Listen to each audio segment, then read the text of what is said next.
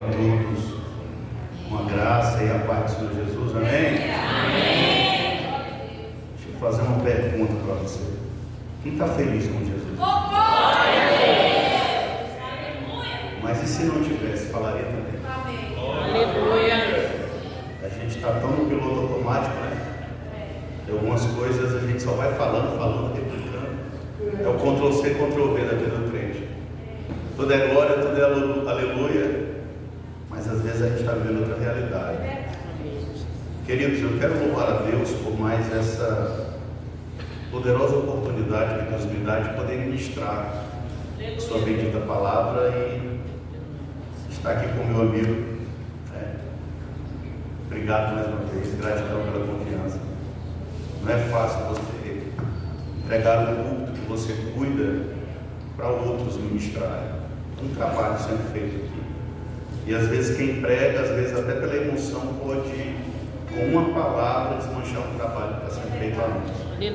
Então eu entendo a posição que eu estou, eu entendo a responsabilidade que eu tenho, e eu estou com temor e tremor diante de Deus.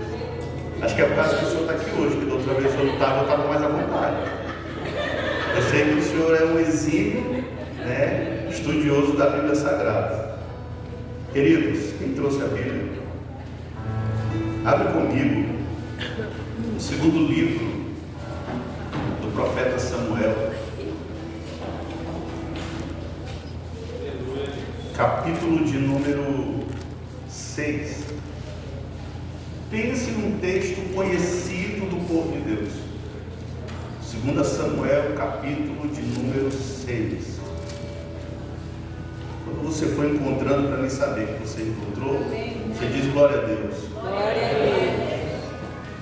Aí você sendo bom de Bíblia assim, eu fico mais intimidado ainda. Capítulo 6, segundo livro de Samuel. Se todos acharam, digam amém. Amém. Está escrito novamente: Davi convocou todas as tropas escolhidas de Israel, 30.000 homens. Tomando todo o exército que tinha com ele, Davi partiu para Judá, para trazer de lá a arca de Deus, na qual se invoca, o nome do Senhor dos Exércitos, entronizado entre os querubins. Eles colocaram a arca de Deus em um carro novo e a trouxeram da casa de Aminadab. Na colina, estando Uzá e Aiô, os filhos de Aminadab, na condução do carro novo. Eles o levaram da casa de Aminadab na colina com a arca de Deus. Aiô caminhava na frente da arca. Davi e toda a casa de Israel celebravam na presença do Senhor, com todo tipo de instrumentos musicais feitos de madeira de cipreste, incluindo liras, alaúdes, tamborins, chocalhos e símbolos. Quando eles chegaram à eira de Nacon, os bois tropeçaram, e Uzá estendeu sua mão para firmar a arca de Deus. Todavia, a ira de Deus acendeu-se contra Uzá, e Deus o feriu naquele mesmo lugar por sua ofensa, de forma que ele morreu ali, próximo à arca de Deus. Davi ficou transtornado, vendo que Uzá havia sido destruído pelo Senhor. Desde então aquele lugar ficou chamado de Pérez Uzá, destruição de Uzá. Naquele dia, Davi sentiu medo do Senhor. Ele perguntou: como poderá a arca do Senhor vir a mim? Assim, Davi não pôde trazer a arca do Senhor à cidade de Davi. Em vez disso, ele a levou para a casa de Obed-Edom, ou o senhor de Edom, o Gitita. A arca do Senhor ficou na casa de Obed-Edom, o Gitita, por 3 meses. E o Senhor abençoou Obed-Edom e toda a sua família. E disseram ao rei Davi: O Senhor abençoou a casa de Obed-edom e todos os que a ela pertencem, graças à arca de Deus. Davi foi e alegremente trouxe a arca de Deus da casa de Obed-edom, na cidade de Davi. Quando aqueles que carregavam a arca do Senhor tinham avançado apenas 6 passos, ele sacrificou um boi e uma ovelha gorda. Aleluia. Você fecha seus olhos, 30 segundos. Pai, nós estamos diante do Senhor, necessitados, Senhor Deus, do Teu Espírito. O Senhor habita em nosso meio, o Senhor está falando conosco, o Senhor tem tratado conosco conforme a sua vontade. Agora, meu Deus, abre o nosso entendimento para que venhamos compreender as Escrituras do Senhor, para que venhamos de forma física e espiritual sermos alimentados pelo Senhor. Elimina toda distração, elimina, Senhor, toda obra contrária, neutraliza com o Teu poder e nos permita, através do Espírito do Senhor, recebermos sabedoria para absorver o que será dito pelo nome de Jesus. Juntos digamos amém. Você tome o seu assento, glorificando ao Senhor. Queridos, o texto é muito conhecido. Trata-se da restituição da arca a Israel. Vou te narrar em pequenas palavras. A Bíblia fala a história de um sacerdote por nome de Eli, que tinha seus 2 filhos, Ofni e Finéias, que viviam uma vida prosmígua, que viviam uma vida de prostituição, e diante do Senhor, diante da presença de Deus onde ficava a arca, eles não tinham a aprovação de Deus. Israel entra em conflito com os filisteus, e agora eles introduzem na batalha a arca da aliança, que era o maior símbolo de batalha, de peleja, de guerra e também de vitória para Israel. Onde a arca da aliança estava, onde ela chegava, a comemoração era tão grande, a vibração era tão grande, que os inimigos se intimidavam e Israel se fortalecia pela presença, pela arca que ali estava. Só que dessa vez, pelo pecado de quem estava transportando a arca, Deus não concede vitória a Israel, mas pelo contrário, permite Israel ser envergonhado e ser humilhado. E a arca da aliança, símbolo da presença, símbolo da aliança de Deus com Israel, é levada pelos filisteus. Depois de levada pelos filisteus, ela é guardada onde ficava a estátua do Deus dos filisteus, de Dagon, e ali por algumas vezes aquela estátua tomba diante da arca da aliança. Os filisteus entendem que é um aviso, eles entendem que não podiam permanecer com a arca da aliança ali onde eles estavam, e agora eles vão até os limites de Israel e deixam a arca de Israel. Eles entregam a arca de Israel, e quem fica com ela é Abinadab. Depois de um conselho de sacerdotes, a arca da aliança vai ficar na casa de Abinadab, e Abinadab vai ter 2 filhos, Aiô e Uzá, como diz o texto, e eles crescem diante da arca. Mas escute, eles não eram sacerdotes, eles não tinham linhagem sacerdotal, pelo menos a Bíblia não explica isso e não deixa isso claro, mas acredito que não, porque há erros cometidos na hora de transportar a arca, e quem tem conhecimento vai ter cuidado na hora de transportar a arca. Para os nossos dias, quem tem conhecimento vai ter cuidado no transportar a presença de Deus na sua vida, porque tem que ter conhecimento. Sem conhecimento, trilharemos caminhos errados, tomaremos decisões erradas, escolheremos coisas erradas, e a presença que está presente será tirada. A Bíblia vai dizer que aproximadamente 30 anos a arca vai ficar na casa de Abinadab, aproximadamente, e nada houve, pelo menos nada que espalhasse boatos ou relatos. Aí eu paro para meditar e paro para pensar o seguinte: a familiaridade não é intimidade. Às vezes eu estou familiarizado com algo que me acho íntimo, mas na verdade a prática é outra, porque na transição de juízes para reis, na transição de juízes, homens que julgavam em nome do Senhor, para reis que assumiriam agora a liderança de Israel. Israel era teocrático, Deus reinava, Deus governava, Deus direcionava, Deus mandava, para você entender. Só que agora o próprio povo pressiona Samuel e diz: nós queremos um rei, porque Israel passou a observar que os outros povos tinham um líder, e esse líder era intitulado rei. Isso aqui para nós é algo importante para meditar, porque nem tudo que está lá fora tem que ser apresentado para Deus como se fosse bom para mim, porque quem come carne de porco e quem não come sempre vai ter uma divergência. Quem gosta de Coca-Cola e quem não gosta de Coca-Cola sempre vai ter uma divergência. Então eu deixo um aviso para nós: muito cuidado com o que você está observando lá fora e dizendo que Deus falou contigo e que você pode fazer, que você pode usar, que você pode ter, porque nem tudo que é de outros povos é para o povo de Deus. E se você não sabe, nós somos o povo do reino dos céus, aleluia.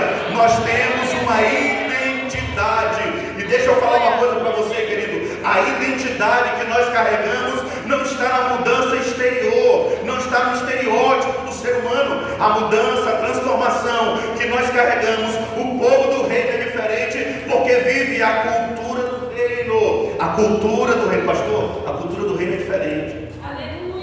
A cultura do reino perdoa, a cultura do reino acolhe, a cultura do reino visita, a cultura do reino dá de comer, a cultura do reino dá de vestir, a cultura do reino dá de beber, a cultura do reino visita encarcerado, a cultura do reino não amaldiçoa o vizinho, a cultura do reino é referência onde ela habita. Que relevância nós temos para a comunidade que está ao nosso redor? O povo de Israel observou e disse: queremos um rei, queremos ser guiados por alguém. Samuel se entristece, vai diante de Deus, e Deus diz: Samuel, eles negaram a mim, não foi a ti não, eles estão me negando, mas darei um rei. E o rei que Deus deu a eles foi um rei que custou muito para eles, porque durante o reinado de Davi, pelo menos pela Bíblia Sagrada, ele não edificou e não construiu. O reinado de Saul, não construiu, não edificou, nem a arca da aliança, nem o que simbolizava a aliança com Deus. Pelo menos a gente não vê a Bíblia relatar que Saul foi buscar. Só que quando Davi assume o trono, Davi percebeu uma coisa: que sem a arca da aliança não tinha gestão do reinado dele. Davi percebeu que sem a presença de Deus ele não poderia governar com eficiência. Não adianta você ter o melhor trabalho, não adianta você ser empresário, não adianta você ter as suas vendas. Escute, se a presença de Deus não estiver nela, não estiver nesse negócio, não vai ter gestão. Não, querido, tem que ter o Espírito, tem que ter a presença. Provérbios 16:3: consagra ao Senhor todas as tuas obras, e os teus planos serão bem-sucedidos. O Senhor tem que estar presente. Aleluia. E Davi transmite isso para nós. E Davi agora quer saber da arca da aliança. Ele descobre que está na casa de Aminadab, e ele diz: olha, vamos buscar a arca agora. E na ida de buscar a arca, Davi reúne os soldados, Davi reúne cantores, músicos. No livro das Crônicas vai narrar bem melhor, bem mais detalhado. Ele vai reunir pessoas, homens, figuras, e vai buscar a arca, e leva uma carroça nova. Ninguém tinha usado, nada havia sido experimentado naquela carroça. Ele vai buscar a arca. Quando chega, a arca é posta, a arca é colocada em cima da carroça, e está tudo dentro do roteiro, está tudo dentro do script. Isso parece muito com a gente, porque nós somos roteiristas. Nós escrevemos um roteiro para a nossa vida, que muitas das vezes não conseguimos viver aquilo que escrevemos. Aquilo que nós planejamos, em muitos casos, está longe de nós. Eu tenho certeza que todo mundo aqui um dia idealizou viver muito, muito bem. E a realidade de hoje é outra. A realidade de hoje é que melhor é ser fiel ao Senhor no pouco, não é? Do que estar longe dele no muito. Aleluia. Davi vai buscar a arca, coloca uma arca em cima da carroça, e agora eles estão vindo com a carroça. E o texto vai dizer que a carroça vai tropeçar. Na carroça tropeçando, Uzá, a tradução do nome significa força, ou aquele que usa a força. Uzá vai usar da sua força para equilibrar a carroça, a arca, com medo da arca cair, com medo da arca tombar. Ele vai tentar ajudar, só que não sabia usar, que não tem força nenhuma que ajude Deus em algum propósito. Aleluia. Você pode ter intelecto que for, viu? Você pode ser graduado no que você for. Você pode ter o poder aquisitivo que for. Você pode ir à academia todo dia, mas a tua força nada vai ajudar a Deus a trabalhar, querido. Glória a Deus. E nós somos peritos em querer ajudar a Deus a trabalhar e a fazer alguma coisa. Oramos por pessoas, pressionando Deus. Deus, o Senhor vai fazer. Deus está aqui, salva. E aí a gente está em casa liberando palavras que não tem nada a ver com o que nós oramos no momento da oração. Será que em algum momento a gente consegue imaginar que aquilo que a gente orou está registrado? Eu vou usar de um... Vou fazer uma... Pastor, eu vou viajar e vou deixar aqui o meu celular. Cuide desse celular. Aí daqui 5 minutos eu ligo para ele. E aí, como é que está meu celular? Aleluia. E ainda nem viajei. Glória. 30 minutos depois eu ligo de novo. A mesma pergunta. E durante toda a minha viagem eu fico ligando paulatinamente todos os dias perguntando pelo celular. Obrigado. Isso é demonstração de quem confia? Então por que a gente faz isso com Deus? Por que você coloca coisas nas mãos de Deus, dizendo: Deus está nas tuas mãos e eu confio? E fica querendo ajudar a Deus, fica querendo amenizar situações, fica querendo intervir. E o pior de tudo é quando Deus começa a trabalhar, que você já está lá dizendo: Deus, tem misericórdia. Precisamos entender que o Deus que decidimos servir, Ele é incisivo. As suas decisões não são decisões emocionais que nem a nossa. Ele é um Deus que o dia de amanhã nem existe, mas Ele já sabe exatamente como vai acabar. O dia de amanhã nem chegou, e Ele já sabe os livramentos que precisa dar para você e para mim quando nós terminarmos esse dia. Então por que queremos ajudar a Deus a trabalhar, querido? Porque forçamos. Porque Davi foi executar uma missão importante para o seu reino. Só que no meio do trajeto tinha alguém que aparentemente não tinha instrução nenhuma. Ele não era descendente de sacerdote. Por quê, pastor? Porque pela lei sacerdotal, a arca da aliança não poderia ser transportada antes de ser coberta. Todos tinham que, os filhos de Arão e Arão entrariam. Deus fala isso para Moisés e transmite para Arão. A arca deveria ser coberta. Depois de coberta, transportariam ela. E sabe onde transportariam? Dos ombros. Porque a presença não foi feita para ser carregada e nem transportada por animais. Deus separou homens para compartilhar da sua presença, para que assim nós venhamos, aleluia, transportar e carregar essa presença. Só que para Davi isso foi um ensinamento cruel, porque Davi achou que estava fazendo o que era certo. Aí aqui eu trago algo para você, para nós, melhor dizendo. Não adianta fazer para Deus o que é certo de meios e formas erradas. Com Deus não é assim, querido. Sabe, Deus é brasileiro, é mentira. Enganaram, mentiram para nós. Deus não é brasileiro, não é acriano, não é baiano, não. Deus é um Deus que com Ele é certo pelo certo. E o que é errado, é errado. Ponto final.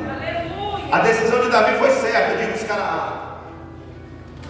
Mas a forma que ele estava transportando a arca estava errada. Por quê, pastor? Porque para se transportar a presença de Deus, tem de seguir o ritual. E esse ritual, querido, a gente pode mudar as vestes, a gente pode mudar o cabelo, a gente pode mudar um monte de coisa. Esse não é o ritual para transportar a presença, porque a presença emana de dentro para fora. Sejais irrepreensíveis o vosso espírito, a vossa alma e o vosso corpo. 1 Tessalonicenses 5:23, é Paulo que está falando isso. Porque é de dentro para fora que Deus transforma. Não adianta você fazer a transformação de fora, achando que fora vai alcançar dentro, que isso não vai mudar nada. O evangelho do reino que Jesus trouxe é um evangelho que, se não mudar teu caráter, não adianta tentar compensar com outras coisas. Aleluia. Não adianta você ser pessoa frequentadora de igreja, sentar no mesmo lugar todos os anos que você tem sentado, mas se as tuas atitudes não foram transformadas por este evangelho, por esta palavra, alguma coisa ainda está errada na sua vida ou na minha vida, e nós precisamos corrigir isso. Caso contrário, meu amigo, a presença não, aleluia, será transportada por nós. Aleluia. O Senhor não precisa de carroças para transportar a sua presença. Ele precisa de homens que se disponham, de mulheres que se disponham a carregar a sua presença. E tem um detalhe aqui muito poderoso: é o preço que deve ser pago para carregar e para transportar esta presença. Davi, a Bíblia vai dizer que Davi fica com medo do que acontece. Usar é fumegado na hora. Em alguns argumentos teológicos, o pastor, dizem que abriu-se do ombro até a sua virilha. Deus expressamente estava mostrando: eu não aceito esse tipo de atitude. E se você dissesse, mas por que tudo isso, pastor? Porque ele já havia ensinado lá atrás. Deus já havia separado Levi, os descendentes de Levi, porque a gente pensa muito assim que Levita é só quem canta, né? Pela Bíblia está errado. Cantor é cantor, música é música, levita não. Porque levita tem que estar no templo limpando também. Glória a Deus. Porque levita tem que estar no templo organizando as coisas do culto ao Senhor. Aleluia. O levita tinha que estar no templo trocando o óleo das lamparinas para não apagar. Os levitas tinham que estar constantemente nas atividades sociais do templo. Os levitas tinham que estar constantemente visitando os irmãos que frequentavam o templo. Mas nos nossos dias, levita é quem canta. Desculpa, se você é levita, eu não vim aqui para te desafiar. Eu vim aqui dizer que está faltando algumas coisas na sua função de levita. Glória a Deus. Porque aquilo que Deus já falou lá atrás, Ele não alterou. Na época de Davi, na época de Jesus, e nem na nossa época Ele vai alterar, querido. Eu creio, eu vou falar para você no que eu creio absurdo. Eu creio na liberdade do Evangelho. O Evangelho é liberdade. Ele não é libertinoso, mas ele é liberdade.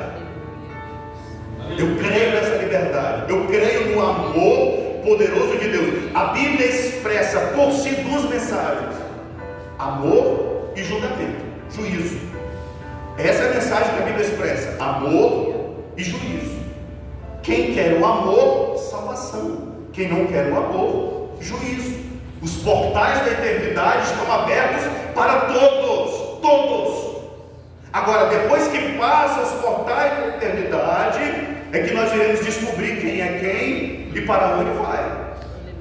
Então, se você quiser viver a sua vida todinha brincando, se você quiser viver a sua vida todinha enganando, se você quiser viver a sua vida todinha mentindo, viva. Mas não morra dessa forma, porque depois que passar os portais da eternidade, não haverá mais salvação para a tua alma. Você esconde do esposo, da esposa, do marido, do pai, da mãe, do vizinho, do pastor, da liderança, mas os olhos do Senhor estão atentos sobre a sua vida. Aleluia. Deus é o mesmo, Ele é amor, e Ele está nos dando oportunidade todos os dias. Glória a Deus. Todos os dias Deus diz: o Edson se torna uma pessoa melhor. Aleluia. Todos os dias Deus está dizendo assim: vira uma pessoa melhor, rapaz. Todos os dias Deus está dizendo isso para ti e para mim. Glória a Deus. Davi não consultou, Davi não perguntou, Davi não pesquisou e Davi não estudou. Eu até entendo a situação de Davi, sabe por quê? Porque Davi era camponês, agricultor, cuidador de ovelhas. Teologicamente, Davi não sabia nem escrever, porque não era da cultura, era de classe baixa. A família de Davi era uma família simples, era uma família simplória, era uma família humilde.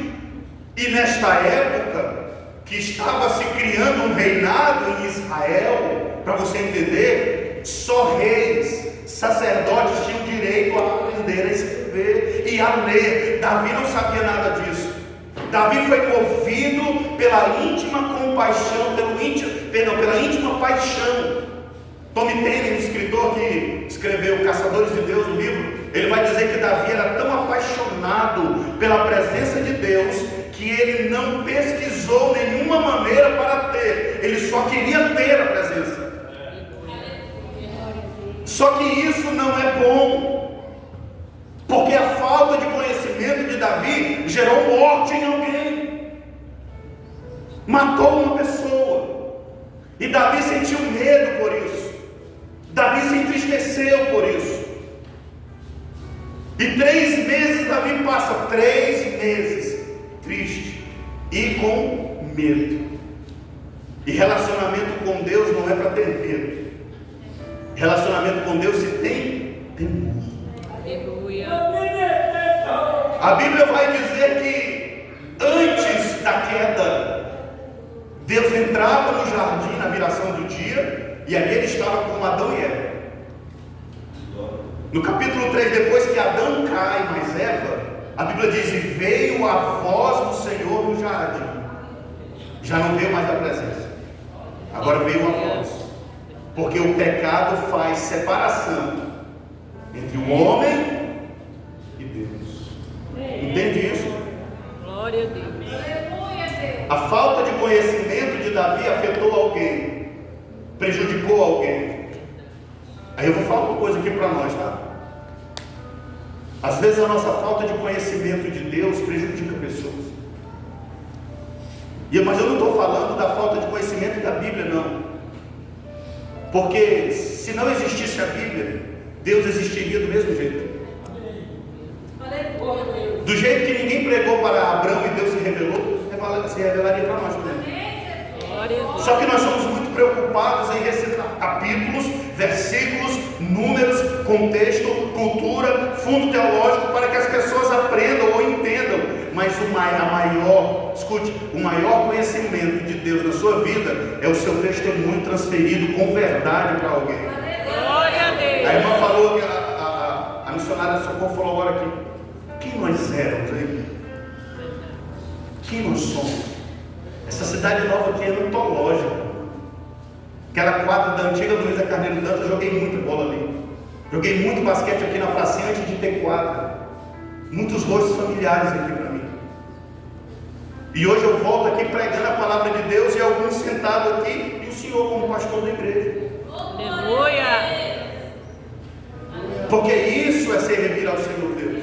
Agora o que eu estou querendo explicar para você é que existe algo que está se levantando entre nós e o necessitado lá fora, que se chama religiosidade. Você não tem paciência com novos convertidos como tiveram com você um dia. Aleluia. Se o irmão vier todo culto aqui se reconciliar, você já fica chateado.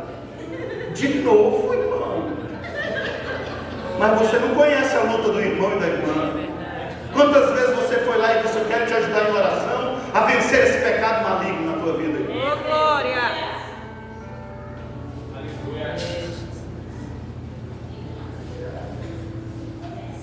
No livro de Crônicas vai relatar que quando Davi ouve que a casa de Obed-Edom, o senhor de Edom, está sendo abençoado, ele convoca agora os anciões. E a pergunta é: o que eu devo fazer para trazer a arca? Por que não fez isso antes? Por que você não consulta quem de fato tem algo a te transmitir ou te ensinar? Glória a Deus. Aleluia, Deus. Porque antes às vezes de chegar no teu pastor, você já conversou com o vizinho, com a vizinha, com o pai, com a mãe, com a família, assunto espiritual da tua vida. E às vezes é alguém que não tem um nível espiritual para te aconselhar. Davi não consultou ninguém, pegou soldado de guerra e disse: eu quero trazer a arca, e acabou. Aí agora ele está sentado com os anciãos estão dizendo assim: ó, meu rei, tu errou. Porque para trazer a arca, tu precisa convocar os descendentes de Gerson, Merari e Coate. Tudo isso manda chamar todos. Por quê? Porque a família dos coatitas são os responsáveis para transportar a arca da aliança. Os coatitas tinham que transportar, queridos, preste atenção nisso, nos ombros. Não era só a arca da aliança, porque a arca da aliança tinha duas varas colocadas nos ombros e se levantavam. Agora, e a pia, que a pia era de bronze, e o altar de sacrifício, a menorá, que pesava 40 quilos de ouro, a mesa dos pães da preposição, tudo isso tinha que ser carregado nos ombros. São utensílios sagrados. Davi não sabia disso, como talvez nem você soubesse disso. Entende que às vezes a gente não está recebendo de Deus o que deveria, porque falta aprender um pouco mais acerca de Deus. E sabe por que a gente não aprende mais de Deus? Porque quando alguém vem ensinar para nós, é um ar de que eu já sabia, é verdade, é isso mesmo. Não sabe ouvir. Quer agir como se já tivesse experiência. Mas quando vai orar 5 minutos, o joelho está doendo. Glória a Deus. Quando chama para vir para oração, não vem. Mas quando se fala do mundo espiritual, conhece tudo. É um Paulo da nossa geração. Já foi no terceiro céu, ó, tem um elevador, é tão rápido que vai. Aleluia. Com Deus não é assim, Davi. Com Deus tem que fazer o que é certo da forma certa. Se fizer da forma errada, vai dar com burros na água, rapaz. Glória a Deus. Aí agora Davi reúne todo mundo que tinha que reunir, e não tem carroça no meio, não tem auxílio no meio, não tem ajuda no meio. Não adianta você apresentar uma causa para Deus e estar pedindo ajuda de alguém para te ajudar a resolver. Não, com Deus não é assim não. Talvez você, eu preciso fazer um exame. Tu conhece alguém lá da Fundação Pinheiro? Talvez dê certo. Mas com Deus, querido, dá. Aleluia. Com Deus não funciona assim não. Rapaz, eu tenho que marcar um exame. Não conhece alguém ali no posto não que marca para mim? Eu preciso matricular o meu filho no colégio militar. Tu conhece alguém que não consiga uma vaga para mim? No nosso mundo isso pode funcionar. Nas coisas dos céus não. O que é certo é certo. Aleluia. E Deus não cabe, escuta, Deus não dá desvio para ninguém não, tá? Se no seu caminho tem pedras, então prepara os pés. Você vai passar uma temporada pisando em pedras.